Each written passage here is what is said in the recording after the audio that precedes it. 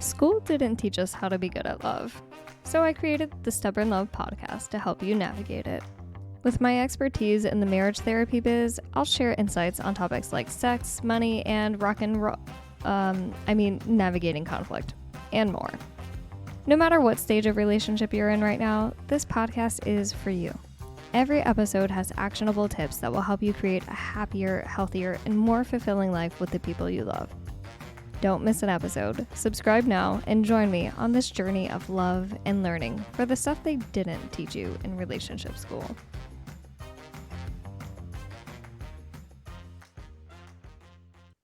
Welcome back to another episode of Stubborn Love. I'm your host, Paige Bond, and today we have a very special guest, Derek Wittman, who I actually had the pleasure of guesting on his podcast, Sage in Time, most recently. And I'm really excited to talk today about just all kinds of topics regarding relationships. We're just going to see how this unfolds. Who knows what will happen, but Derek is a licensed therapist in both New York and Pennsylvania, trained in the Gottman Method, similar to myself. And so I'm just excited that you're here. Thank you so much for being here, Derek. Can you tell listeners just a little bit more about your background and who you like to see and specialize in?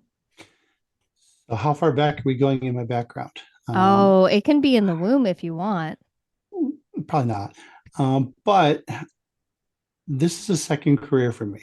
I think we talked about that previously. I have an engineering background of 17 years, and I've been a therapist now for 10, obviously some grad school, some post-grad, figuring some things out myself, supervision, whatnot. But I love doing what I do. I'm finally in a solo private practice up here, as you said, in New York. And I also serve the state of Pennsylvania. My niche demographic, I am working in the ethical non-monogamy space, the BDSM space a little bit. And I am really receiving right now a lot of couples work in terms of LGBT population as well. I love working with those populations. In particular, I see a lot of crossover with monogamous cisgender heterosexual couples. So, relationships are relationships. It's just how many variables we got, but otherwise, I think the principles are the same. And I think even the Gottman Method, John and Julie Gottman, years ago had found they started their work with heterosexual couples, but they've learned that there's a lot of crossover in terms of working with non-heterosexual couples. So I have to imagine that it will also work well in the non-monogamous space. Like most of us, got a lot of experience, at least around here, in the substance use disorder space, particularly within the opiate epidemic. Cut my teeth there. That's a lot of loss, but I prefer to work with individuals, couples, even families who want to have healthier relationships. Mm. You've had quite a diverse plethora of experiences, but I kind of want to focus more on couples and relationship dynamics for this episode. Okay. For listeners who don't know what the Gottman Method is, could you give like your short elevator speech about what I guess the principles are and how you use that in your work? And then we can kind of dive down deeper into that as we go. Okay. So, Paige, you already know this. They've got the Sound Relationship House out there in the Seattle area, where John and Julie and no less than 30 grad students at any given time will observe Big Brother style, but with a lot more bells and whistles, how couples interact. How do they treat each other? Along with what's their body temperature? How's their pulse? How's their breathing rate? All of those physiological responses to stress and love and connection. What the Gottman Method does is it allows us to use some tools like there's over 350 question evaluation, I think, for both parties in a monogamous relationship to complete. There's some scoring, some evaluation, and then at the end of it, we sit down and we say, okay, these are the things that you and your partner each respectively need from each other. And we go through it, we figure that out. And then we get to say, and these are the tools that are going to help you provide and meet those needs, should you choose to. And as you know, Paige, not everybody wants to be in couples therapy. Sometimes it's the last trip before the attorney's office. Um, Yeah, and some some, people are dragged there. mhm. And some people are like, you know what, I'm not into it, but I fake it till you make it. Um, but I've also found that some folks will change their mind. They'll go to the couples therapy session and say, you know what, my partner and I, we can do this. Hope is why anybody comes to therapy, as you know, Paige. So if we can establish some hope, if we can start to establish some trust and make even the disagreements less personal, which I think the Gottman method really does a fantastic job of doing, um, we start to see more possibilities.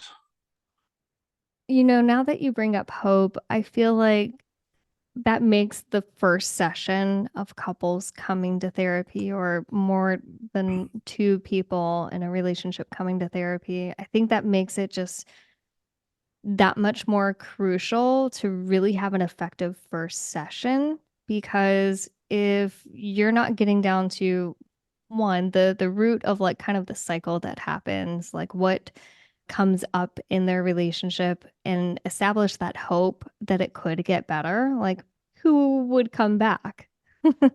Right. Yeah. And I'm kind of curious, like how you format your first one or three sessions with couples to instill that hope. Like, what's your process? So I actually have not gone through an entire Gottman sequence. And the reason for that is because insurance doesn't pay for it unless somebody is navigating something that I'm not aware of.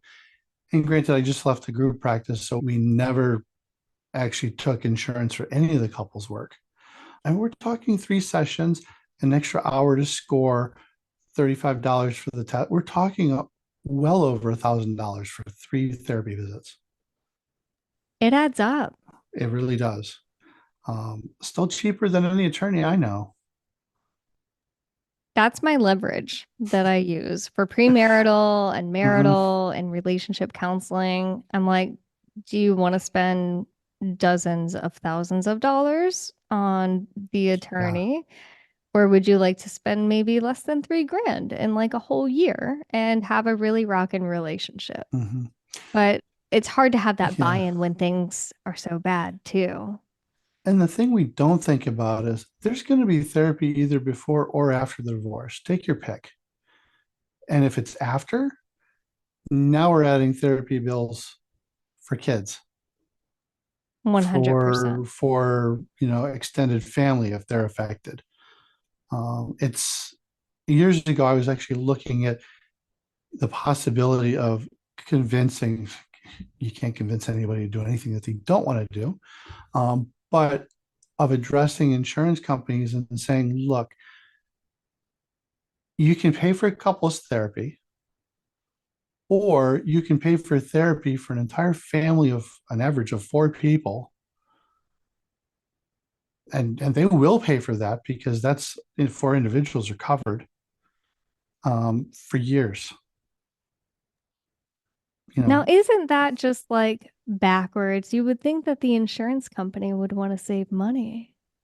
And it's interesting. I was Mm-hmm. at that marriage and family conference recently, and there were some questions about, what can we do to start shifting things in the direction of changing things systemically? Because it's really unfair for just the individuals to get the help when it's really impacting more than just they're coming to therapy talking about relational issues, whether it's a Absolutely. child about their parent or, about their sibling or the couple.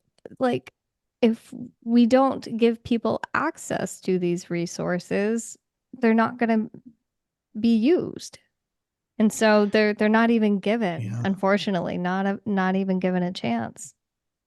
Well, the conversation started for me with I was actually at a friend's wedding back in 2019. My wife and I were both invited, and I was sitting down and having a beer with the groom, and he's like, "How can we go about getting premarital therapy or counseling with as expensive as it is? These are two young people under the age of 25. So, we barely have jobs that are paying decently enough these days. So I said, the best thing you can do right now is leverage your FSA or your HSA because those will pay for couples therapy in all 50 states. But sadly enough, they should have had more therapy. Their relationship lasted less than a year and a half. I found out later. We're still friends with the family. Yeah, what a bummer, Mm-hmm. though, because preventative is so much more effective than, after the fact. Mm-hmm. So many relationships can be saved by just simply having the correct tools. Yeah. But nobody knows where the correct tools come from because we don't receive the modeled behavior from our parents, who may or may not have been married, who may or may not have the gamut of tools themselves.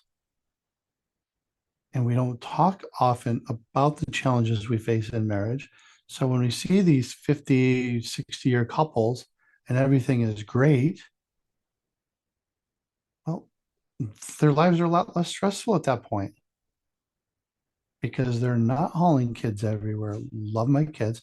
They're not hauling their kids everywhere or having the sleepovers or dealing with staying up at midnight because so and so had a recent breakup and they just want to talk about it. We could do better. Oh, so much better. So, while that's a longer conversation for another day, focusing on the here and now, what are those early tools that the Gottmans provide to be able to really turn relationships around or do that really great preventative work? One of my favorite tools they use, they refer to something called bids. I love bids. Um, for individuals who are neurodivergent, you may be familiar with what we call penguin pebbling. You familiar with penguin pebbling, Paige? Um, I've heard of the term and I think I know what it is, but I don't want to guess wrong. So can you Okay. also follow up for me and listeners? Got to keep you looking good on your own show page. Um, but so penguin pebbling or bids are ways of saying, I'm thinking of you. Oh, These little offerings that we have, um, stupid cat memes, cat pictures, memes. I'm thinking of you, saw something I know you'll like, you'll find it funny, or it's about, your favorite musical artist, little things, no cost, thoughtfulness. just absolutely no cost. We don't even have to pay for texting anymore. Uh, and just a few seconds of your time. Those little things, penguin peddling bids. Mhm. Um, my wife and I practice this thing. We've done this ever since our kids were younger. They're 21 and 23 now. But ever since they were younger, hey, I'm on my way home from work. Is there anything you'd like me to pick up on the way? Yes. It's not, is there anything do we need? Because then we start thinking, well, I don't really need that, but I would like it. And I'm not going to ask. And now all of a sudden there's this element of lack of communication between us. So we've rephrased that question to, is there anything I could pick up for you on my way home? What a simple The tweak that little one, is. it's absolutely small. Mhm. when I was changing careers and I was working in this outpatient, for folks who don't know, therapy schedules are not typically 9 to 5 because your schedules are 9 to 5. So we work around that. Um, I was working Tuesdays from like 12:30 to 4:30, going to court every week for patient stuff. And, if I was going to be late, I'm leaving the office now. Somebody's leaving work when they tell you they're leaving work. I have to run these errands on my way home. It's simple. It's not about a lack of trust either. And I think a lot of people have this, I need to know because of some insecurity. No, it's, I'm thinking of you. Is there anything you want me to pick up? It reminds me of something that I was thinking about last week, What's that? where I like really enjoy disclaimers so that I don't have to guess. Mm-hmm. And whether it be about like something my partner is thinking, or maybe he's doing an action, and of course I'm not in his brain and I'm not a mind reader. And he verbalizes what he's doing, but it kind of reminds me of that too, like kind of just disclaimers of saying what you're doing in order to also connect so that it doesn't, Mm-hmm. have the partner feeling left behind or whatever. Absolutely. And, we think of a disclaimer as a way to cover, can I say ass, cover your ass. Um, but it's really more about the connection. I mean, lawyers are going to say it's about covering your ass, but in a relationship, whether it's monogamous or otherwise, it's really about these are my intentions. You and I have talked previously. The intentions, yeah, people are hurt by the results, but even the Gottmans would agree that if we can see our partner as giving us their best intention, they're looking out for our best interest, and vice versa. If we can give our best and even communicate that we're not able to give our best at the moment, I'm too tired for this conversation. Let's have breakfast tomorrow morning and then we'll talk. Go to bed. Beautiful. Yeah.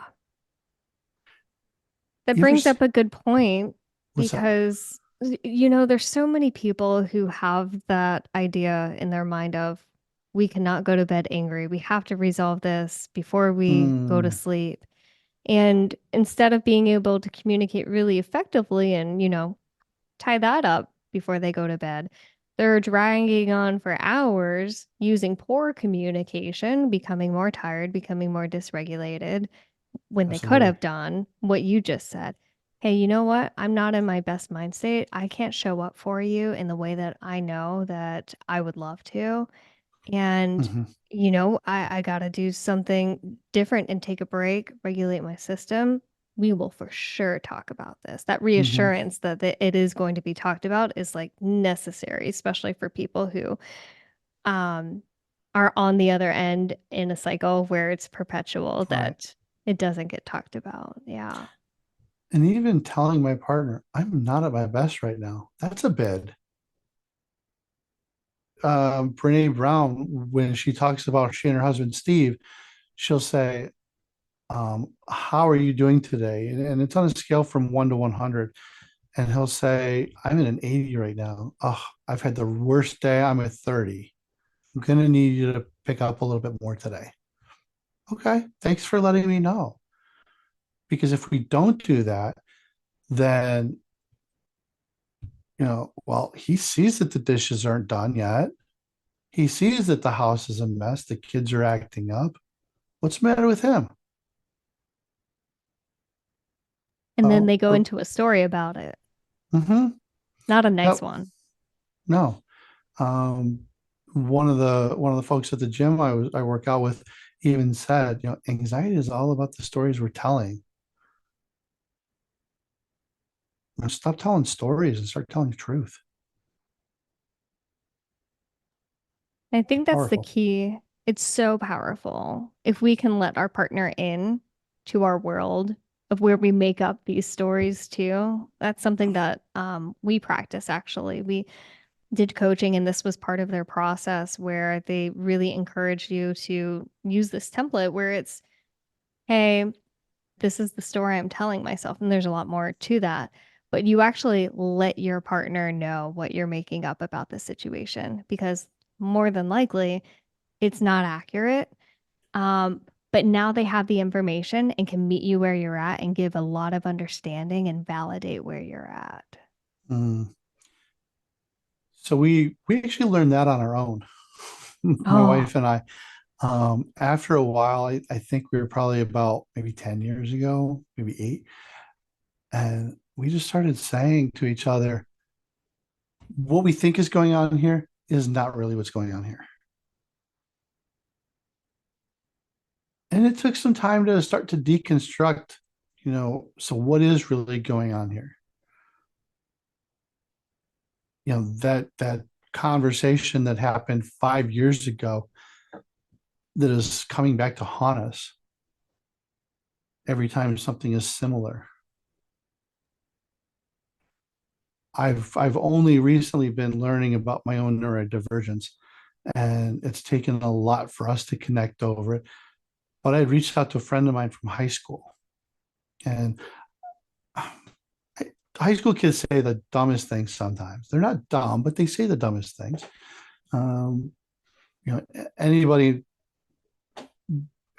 we've all been to high school. So I'd actually reached out to one of my best friends at the time. We're not really connected right now. And I pointed out something that I had done and his response to it. And and I was like, you don't remember saying that thing, did you? He said, no, I don't. It wasn't hurtful to me. It wasn't like I've been carrying it on. You look a little relieved now, Paige. It wasn't like I held on to it, but it was like that explains a lot of my life experiences, up to then and even now. He's like, I, and he even came back with, I said some stupid shit too. He's like, I oh, can't believe I said that. I was like, he's like, I must have because you remembered it for, I won't tell your listeners how many years, but you've remembered it for that long. But it was so freeing to be able to say, this thing happened. I'm not upset about it. High schoolers are knuckleheads. And I say that to my high schoolers. I say that to my adults. You know, it, we're doing what we're supposed to be doing. yeah. And awareness is so helpful, though. What a Mm-hmm. gift to be able to go back and, even if it's not something that's causing upset or disturbance Yeah. now, just bringing that to their forefront so they can keep that Mm-hmm. in mind for people who they interact with. Yeah. I mean, it's been great to reconnect with him. We've talked on and off over the past 10 years, but um, and that's just it. One of the things that we've learned in our relationships, I'm sure you've learned it, even shared it. Um, the benefit of the doubt. The other person is doing their best, whether it's a toddler, whether it's my partner of 5 years, 10 years, my other partner of 50 years, doesn't matter, or whether it's a new puppy. They're just doing their best. Yeah. And I like to think that, if you're in a relationship with someone, would you really expect them to have the worst intention or like want to cause you harm? Like, and granted, take that with a grain of salt, right? Because some Mm-hmm. people do want to cause harm and are Certainly. definitely don't have the best intentions. But in most loving relationships that I see walk into my office, they really do want to hold Mm-hmm. space for their partner, connect with their partner, love on their partner. And they may mess up trying to do so. in a way that does not land. Or maybe it's even repairing with a partner, apologizing or making amends in some way, and it just doesn't land in the way that, their partner Sure. needs. So having that benefit of the doubt, I love that. It's so key. Hmm. Hmm. So even before the call, I was telling you that I helped my child move to Orlando recently. I'm looking at the calendar about 5 weeks ago now, and my wife was upset. She's like, "I wanted to go. We couldn't both go together. Um, we just didn't have enough room in the one car that we took. I wanted to go." I said, "I know you wanted to go, but I also know that you have a limited amount of time off left." And I'm watching the airfares, and I was like, "Can you accept that I didn't do so maliciously?" To which she said, "I know you didn't, but I'm still hurt." Yes. And that's fair. So I love that you're bringing awareness to that, right? Because we can have the best intentions and then we can be on the receiving end and know that our partner had the best Hmm. intention for us, but there can still be the hurt feelings there. Hmm. Can you walk us through like what do we do in that situation, to mend that hurt or to hold space, whatever we need to do? Well, what we typically will do, it's not for everybody. What we will typically do, we have a few nights a week, depending on my work schedule, her work schedule. Um, and we are empty nesters right now, so we can do this whenever we want. Quite literally, I sit on the sofa and she'll lay right across my lap. My arm will be around her and we'll just talk. And, yeah, we'll cover the how's your day been? It's usually about 5:30. We still don't know what's for dinner. So what do you want what do you want to do for dinner? Because we don't plan. Um, but what's on your mind? And I recognize that if she is hurt about something I did or said, that's valid. Absolutely valid. It it doesn't mean that she hates me. It means that she trusts me enough to say it. And I'm so glad that I can offer her that level of safety that she can rest on me and rest in a relationship.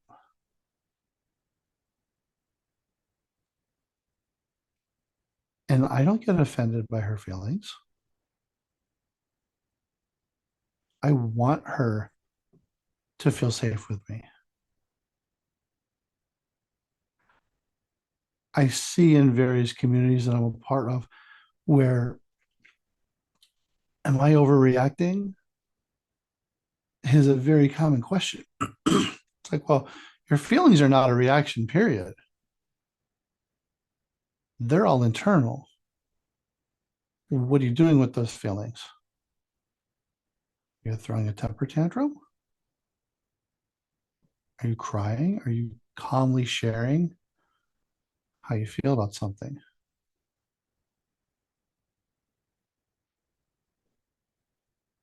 I hope I can always be calmly sharing or receiving something.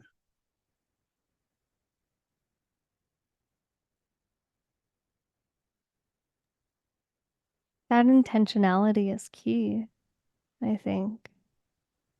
And I love how you really gave space to talk about the difference in feelings being an internal thing that we Mm-hmm. experience. It's not behavior. Reaction is behavior, how you handle, how you respond. Mm-hmm. And I think it's so beautiful what you say that, like, if I'm offended by my partner's feelings, that can really create a rift of distrust Yeah. between us if I'm not holding that kind of space to allow them to come to me. I mean, it'd be kind of unfair being in a relationship and saying, I love you so much. I want to be with you all the time, but only if it's good feelings.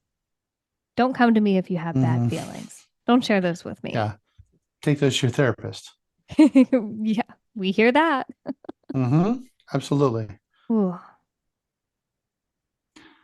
When I'm working with my couples, we'll talk about the I'm not enough or I'm too much.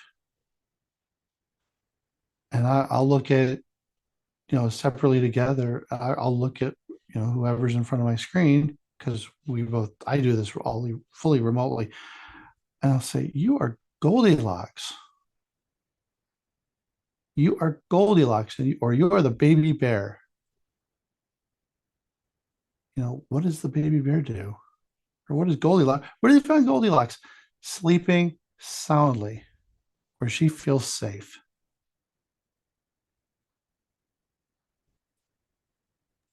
sometimes we just need to be reminded. Mm-hmm. And and most importantly, reminded through our partner's word, through our partner's actions. I mean, it hasn't always been this way. Like I said, we just started figuring stuff out about 12 years ago. Yeah. And my wife does not have a background in mental health. Just want to make that clear. Yeah. I mean, one thing I want to say, listeners, if you don't know, therapists don't have everything figured out. We are all on a human journey just like you. Mm-hmm. And things are hard to put into practice sometimes, right? Yes, they are. And so, can you say what it was when you finally realized you got to a point where you were really struggling with communication or conflict in some way? Got to a point to where you're like, okay, it's got to change. How did you have that hope to go forward? Kind of circling back to like the Mm. first sessions with couples. How were you able to instill hope in your own relationship to be able to do that and move forward? Well, I think for us, we were committed to, till death do us part. My parents were married over 50 years before my mom passed away. Her parents were married over 49 years before her dad passed away. And theirs was a second marriage, but only because her mother's first husband died in the Korean War. That was it. Absolutely, that was it. Um, but you know, she's had those conversations back when her mother was still alive. How did you navigate those challenges? I've had those conversations with my dad, and those are more recent, of course. But early on, we were NASA. Failure is not an option. Of course, divorce is not seen as failure anymore, and that's a good thing. Um, but no, we've encouraged other couples flat out. Before you want to work with us, we're going to tell your story from the day we met to here, wherever here happened to be.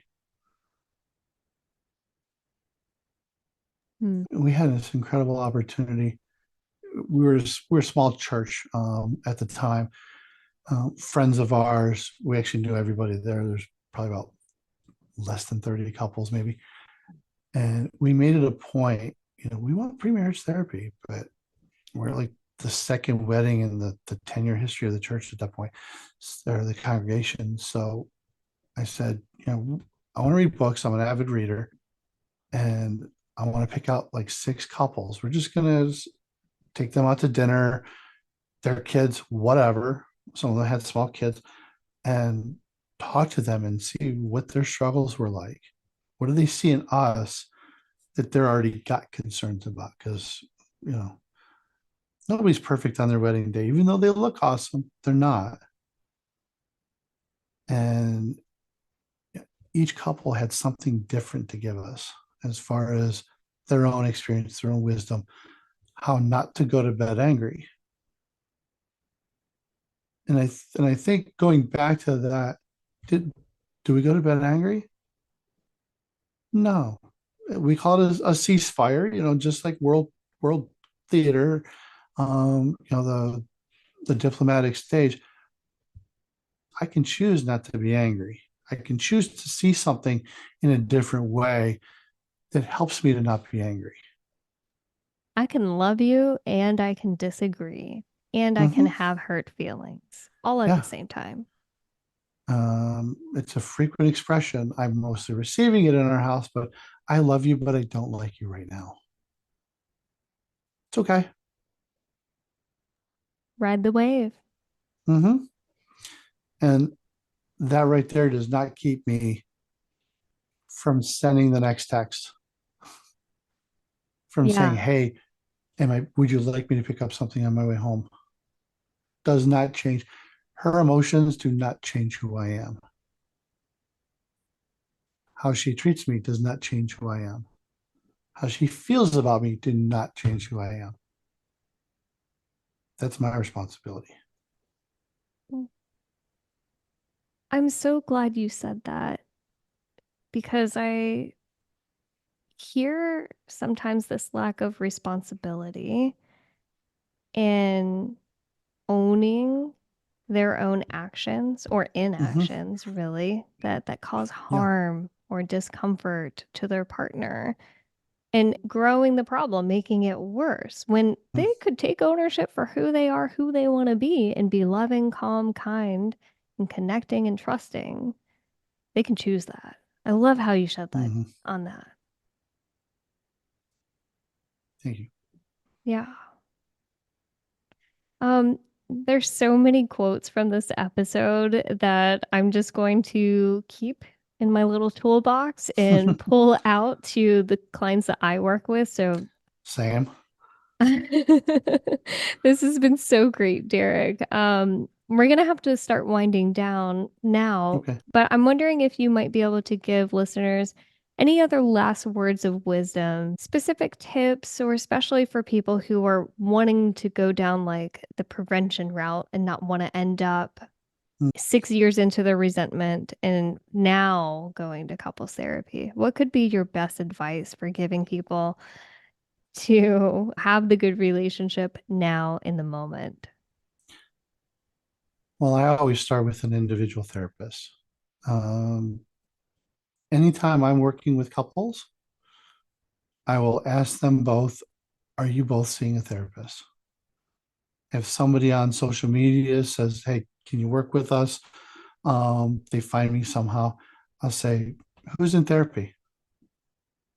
It's not that I won't work with them, but I'll explain why therapy is important as an individual. Because if I'm not my best and my partner's her best, the best we're going to get is to where I am. It's multiplication. It's just like, when we blend two things together, I like me some peanut butter cups. We get the best of both worlds. But if things are not mixed well, we get the worst of everything. One person at their best cannot carry everybody. It takes more than one person to be in a Hmm. relationship. It does. Yeah. Mm, good voice words. Thank you. Thank you. Um, so if listeners feel really touched by anything you've had to say or just want to hear more about you, can you tell them what you've got going on and how to find you? Thank you, Paige. I have a lot going on, but I'm going to keep it to the business side of things. You can find me at www.sageintime. That's SAGEINTIME.com. That's my business page.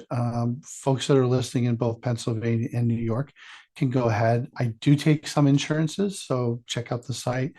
I've got some different options for you, willing to work with individuals, couples, families, and that would include non-monogamous arrangements. If more than one folk, more the merrier. But also, I think it's important to know that I have an incredible set of availability. I've got first things in the morning, 6 and 7 in the morning. When you're starting out, you can't be picky for one. Two, I am still transitioning out of a full-time practice. So, and most nights I'm still working until about 9:30, 10 o'clock. So certainly have some other options for folks that are working different shifts. I do specialize a lot with medical staff, nurses, et cetera, first responders, which often are difficult to find a regular spot. Um, so that can be beneficial. As far as the podcast goes, that's the Sage in Time podcast. So you can find that on YouTube with video at youtube.com/at Sage in Time MHC. And I'm on all the major podcasts. The website also has access to the podcast as well through Buzzsprout. So you don't even have to go looking for the podcast if you just happen to be on a browser. Absolutely. Perfect. And what can Thank you, people Paige. expect when they're listening to you, the Sage in Time podcast? So it may only be one season, but it appears it's going to be a little bit more. The topics this year so far have ranged from the intersection of mental health with kink, BDSM, ethical non-monogamy. I've had a recent attorney come on talking about protecting one's brand, well confidentiality for, in particular, sex workers and folks that is not necessarily prostitution, but OnlyFans, paid dominatrix services, things like that. Nothing promoted is illegal. I want to make sure we know that. Um, I have the upcoming episode features a young lady who is still recovering from conversion therapy as a child and a lot of the trauma that she suffered. We've got a variety of folks that are talking about their own mental health experiences, but I've also got some physicians that are talking about working with the population. The real goal of the podcast page is to help individuals who are seeking services of therapy or other medical services to be comfortable, particularly if they're LGBTQ, ethical non-monogamy, or within the lifestyle for kink BDSM, because those populations often are still stigmatized when we talk about providers. People just don't understand. We still live in a monogamous married country here in the US, at least. So those are big things. I got some really cool surprises coming up. I can't wait to share them. Well, thank you so much for the work you do, Thank not you. only with couples, but also making sure, sharing this with the world and destigmatizing everything out there that we can to just make things feel more accepting and inclusive. Thank you. Yeah. Well, thank you so much for being on the show today. I will make sure to have all your links for listeners to be able to reach out, find you, Thank or you. I appreciate that. listen. I had a great time, Paige. Thank you for so much for having me. You're welcome. Me too. You and I could have our own podcast, probably just chit We chatting and could. hanging out all day. So again, Absolutely. thank you for being here. And listeners, until next time, take care. Take care.